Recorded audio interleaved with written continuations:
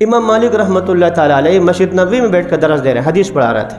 اب مجمع زیادہ ہے، آپ آہستہ دھیمی آواز سے کہتے ہیں۔ شاگرد نے کہا حضرت پیچھے والوں کو آواز نہیں آتی تو ایک ساتھی ان کو کھڑا کر دیں، جو آپ حدیث پڑھیں گے یہ اونچی آواز سے ان تک پہنچا دے گا۔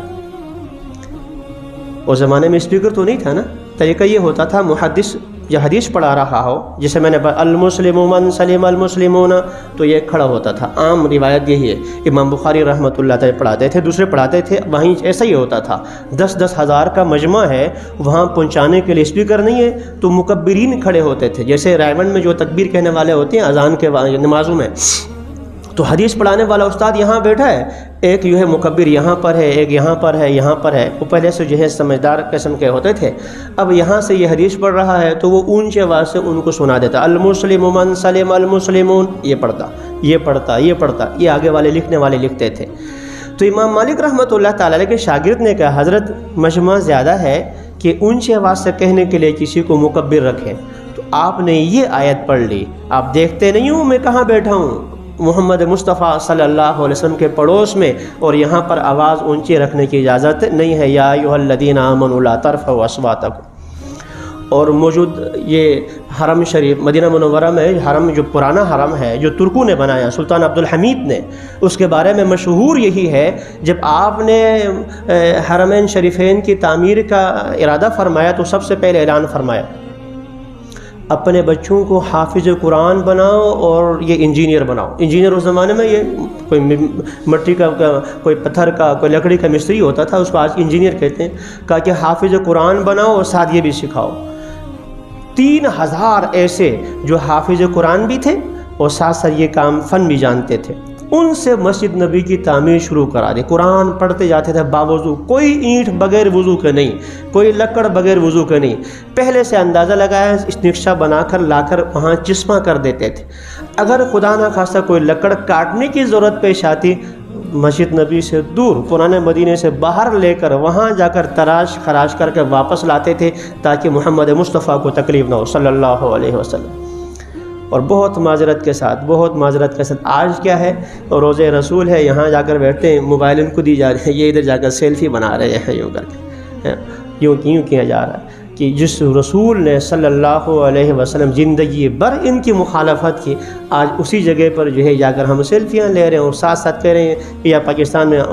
ڈائریکٹ ملا کر کہتے ہیں کہ میں روزے کا سامن افضل سلام پڑھ لیں،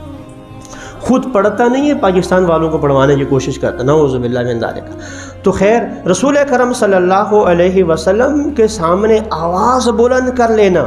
یہ دوسرا ادب فرمایا گیا، اس سے جو ہے انسان کے اعمال ضائع ہو جاتے ہیں۔ رسول کرم صلی اللہ علیہ وسلم، آپ ابو موسیٰ اشعری رضی اللہ عنہ راوی ہیں، کہتے ہیں کہ ہم ایک غزوے سے واپس آ رہے تھے، سفر سے واپس آ رہے تھے۔ آپ کو پتہ کہ سفر سے جب انسان واپس آتا ہے تھکا ہارا، وہ بھی جا کر جہاد سے واپس آ جائیں اور زخموں سے چور، تو آپس میں گپیں بھی لگتی ہیں کہ جو کچھ بھی ہو، تو ہم اپنے اس سفر کا اس تھکن کو مٹانے کے لیے ذکر کر رہے تھے، ذکر، اور وہ ذکر اونچی آواز سے سبحان اللہ، الحمدللہ، اللہ اکبر، سبحان اللہ، اونچی آواز سے ہم تکبیر کر رہے تھے، ذکر کر رہے تھے۔ رسول اکرم صلی اللہ علیہ وسلم فرمایا کہ یا ایھا الناس، اے لوگو، اربعوا علی انفسکم، اپنے آپ پر رحم کھاؤ، تم کسی گونگے بہرے کو نہیں پکارتے، دور والے کو، تم ایسی ذات کو پکارو جو تمہارے شہرک سے بھی زیادہ قریب ہے،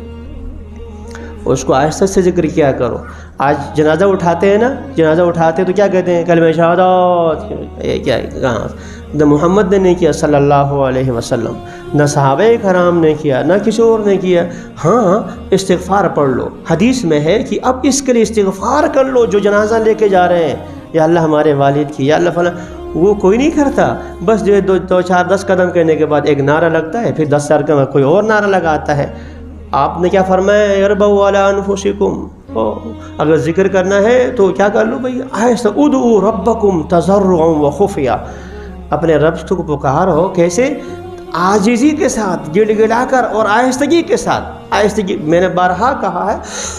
یہاں ہم نمازوں کے بعد جو دعا مانگتے ہیں، اللہم انت السلام وغیرہ ربنا، یہ ایک دعا کی فارمیلٹی ہم پوری کرتے ہیں، دعا یہ نہیں ہے، دعا یہ ہے کہ اندھیرا ہے، تم ہے اور تمہارا رب ہے اور آنسو یہاں ٹپک رہا ہے، زبان نے کچھ بھی نہیں کہا، زبان نے کچھ بھی نہیں کہا، اندر ہی اندر جو ہے وہ مل گیا وہ اندر سے، تو یہ اس کو دعا کہتے ہیں۔ تو حضرت صلی اللہ علیہ وسلم کے آداب میں سے، جب آپ صلی اللہ علیہ وسلم حیات تھے تو بھی یہ ادب ہے، اور آپ کی دنیا سے تشریف لے جانے کے بعد، آپ کے اس روزے کا بھی یہ ادب ہے، اور آپ صلی اللہ علیہ وسلم کے جانشین علماء کرام ان کا بھی یہ ادب ہے۔ اب